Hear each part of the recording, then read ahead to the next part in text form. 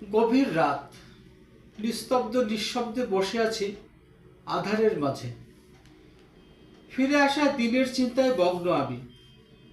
গগনে চাঁদের দেখা নেই, সন্ধ্যা রাতে বিদায় নিয়েছে সে।